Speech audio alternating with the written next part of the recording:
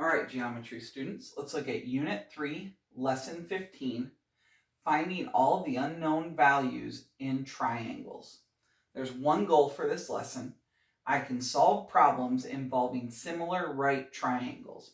So we want to be able to take two triangles that we know are similar and are right and utilize our understanding to figure out any missing values.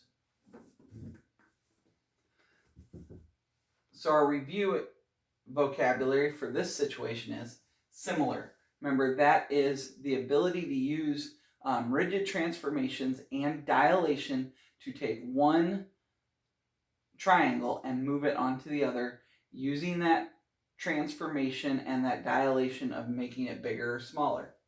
The altitude is the right angle height of the triangle.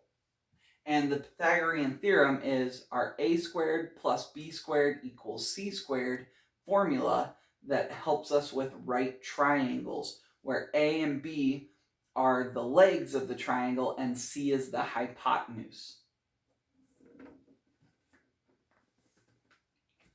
So in this warm-up, we have a which one doesn't belong.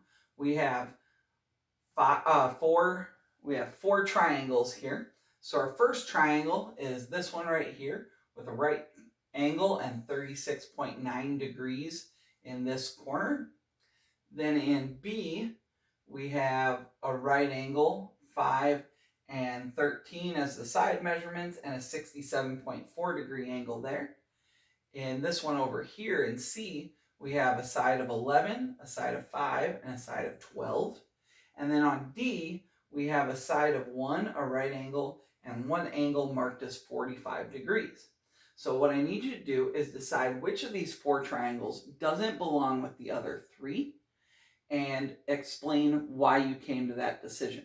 Bring that to class tomorrow and that'll start our discussion. Thanks.